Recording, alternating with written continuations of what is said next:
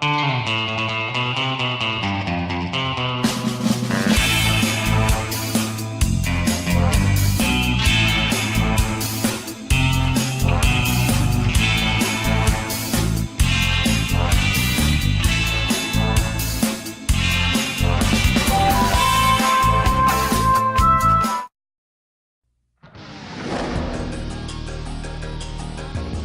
I help you, sir? Just smile, Loretta, so you don't look like you're being held up. No.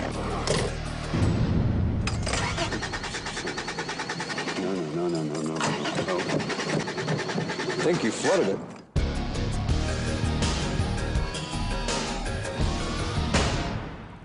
Here, ma'am, let me help you with these. I didn't ask for your help. Don't expect a tip. Oh, that's okay, ma'am. I'll just take your car.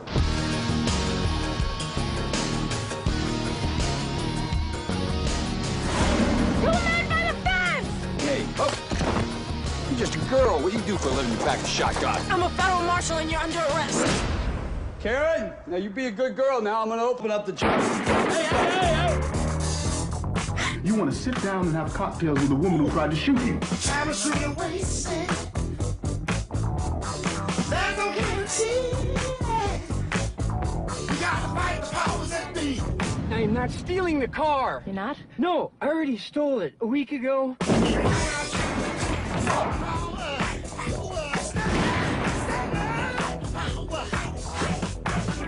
Wow! You are mean. You know they're gonna set us up. I get that feeling, yeah.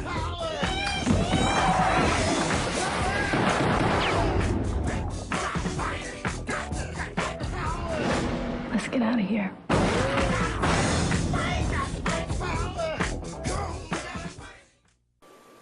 Welcome to the latest episode of the B Movie Club. I'm your host, Kevin, and this week we'll be discussing the 1998 action-adventure classic, Out of Sight, starring George Clooney, Jennifer Lopez, Albert Brooks, Ving Rhames, Don Cheadle, Steve Zahn. The list goes on and on. Directed by Steven Soderbergh. For those of you joining us for the first time, B Movie Club. We like to discuss forgotten classics and guilty pleasures that maybe, people aren't really discussing around the water coolers these days. Each week I post it on our page on Facebook and on Twitter, and I invite you to send in your comments, questions, favorite quotes, or favorite scenes, and we'll discuss them on the show. So, feel free to go onto our page, Original B Movie Club on Facebook, and click the thumbs up button. You'll get our latest updates.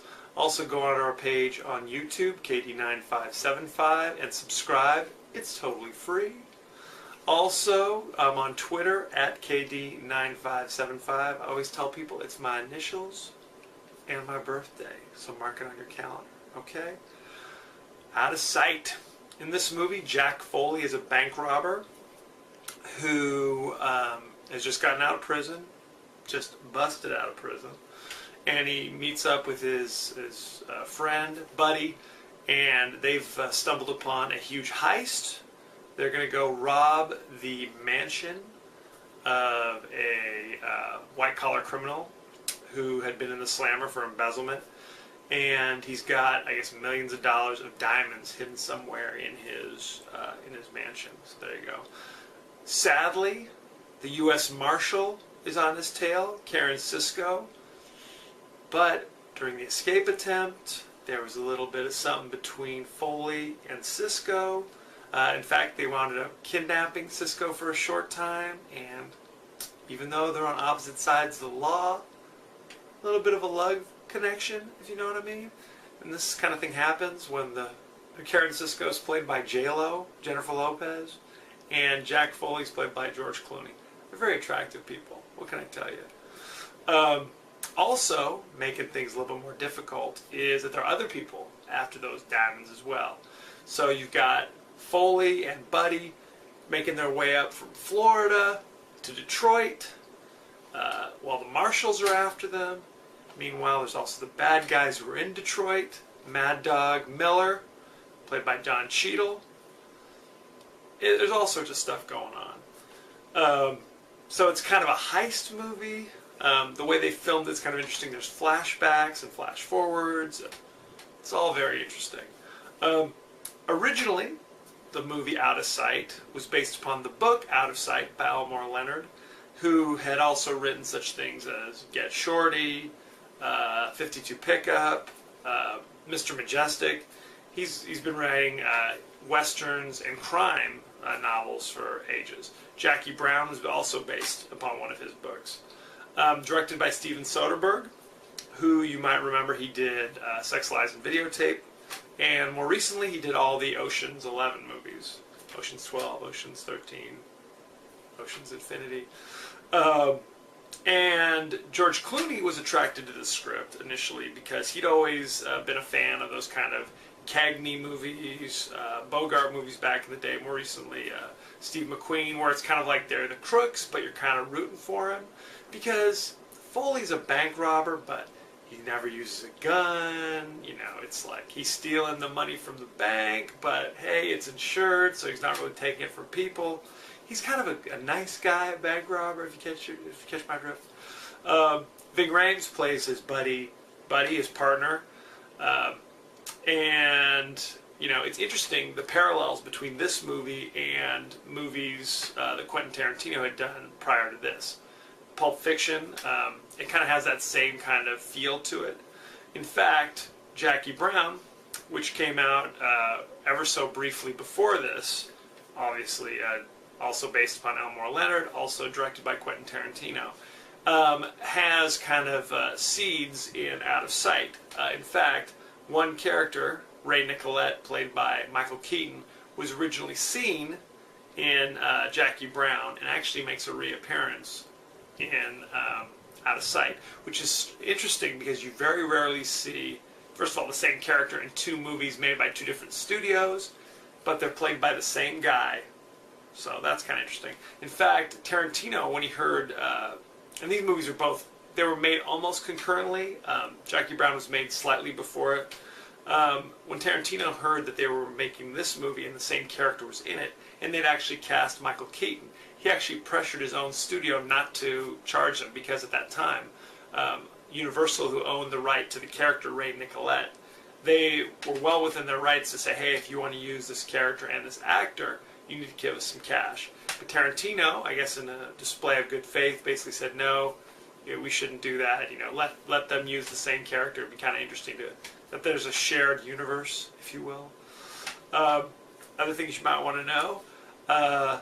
Originally, they thought about Sandra Bullock playing the J-Lo role. I'm going to keep calling her J-Lo. I don't know if anybody else on Earth still calls her J-Lo. That's how I roll. Sandra Bullock was originally thought, and they actually were together and they screen tested. And although they did very well and actually had chemistry together, it was just kind of a different, it would have been a different movie. Because Sandra Bullock is obviously America's sweetheart, girl next door.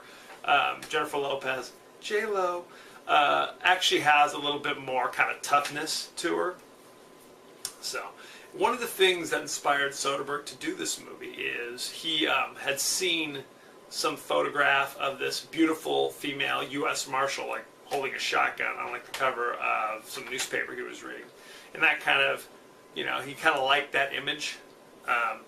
And so when later the studio presented him with this script, he kind of jumped at it. He was hesitant because these typically aren't the kind of movies he had done up to that point. He'd done more kind of dramatic, artsy kind of things. This one's much more fun. He took that image and really kind of put it to this.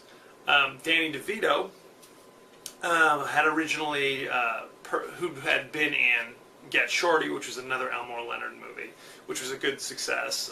It was, if you haven't seen it, it's with John Travolta, Gene Hackman. It deals with the mob and things, but it's done very kind of lightly, I should say. And so he went ahead and bought the script, or optioned the script, I should say, from Elmore Leonard to do Out of Sight. So he's actually one of the executive producers in this. And at one point they thought about him playing the role that eventually went to Albert Brooks. So there you go. See, there's all these different things all tied together. It is highly amusing. Like I said, it has its roots in kind of a Quentin Tarantino-esque thing. although not as heavy as Tarantino can get. The dialogue is fun, even though the marshals are after them. It's really done in such a way that you just kind of enjoy it. It's not Gandhi, you know what I'm saying? It's not Schindler's List. It is something you can just kick back, pop some corn, and enjoy. The performances are great. Don Cheadle's excellent in this. Steve Zahn, who was in Saving Silverman, which I went over a week or so ago, he's also excellent in this. Performances are good. It's just fun. What can I tell you? Michael Keaton's in it. Uncredited Michael Keaton, so there you go. Samuel L. Jackson has a cameo doing Samuel L. Jackson things. You can't beat that. I mean, I feel like every movie, sprinkle a little Samuel L. Jackson in it. That's my opinion. What else can I tell you about this movie? It did well enough in the theaters that they actually tried to make a TV show called Karen Sisco based upon this character. Didn't do that well. It didn't have J-Lo in it. It had another actress, but what are you going to do? This was actually voted as like one of the sexiest movies ever because the chemistry between J-Lo and Clooney was that great. In Brazil, it's called Irresistible Passion. Don't get carried away. There's chemistry, but it's basically kind of a fun crime movie. So there you have it. I highly recommend it. Check it out. It's still streaming instantly on Netflix. It actually received a 92% fresh on Rotten Tomatoes. There you go. Clooney, I have to say, I've always been kind of hot and cold with Clooney. I felt like in his earlier performances, a little wooden. And there are definitely times in this movie he's a little wooden. But overall, it's good. Overall, I enjoy it. In fact, I think Clooney is a much better actor nowadays than he was in the 90s. Okay. So there you have it. Just my opinion. I still enjoy it, and I highly recommend it. So next week, I'm going to dip my toe in the horror genre and go back to even zombies. We're going to be doing The Reanimator. Herbert West Reanimator, based upon the original H.P. Lovecraft story, novel, whatever. So check that out. It is streaming instantly on Netflix. And of course, send in your favorite scenes, favorite quotes, any questions or comments you might have. Don't forget to subscribe on YouTube. Don't forget to like on Facebook. And hit me up whenever you feel the desire. As you know, I end every episode with a totally out of context quote. And here it is. I prefer to think of it as an exodus from an undesirable place.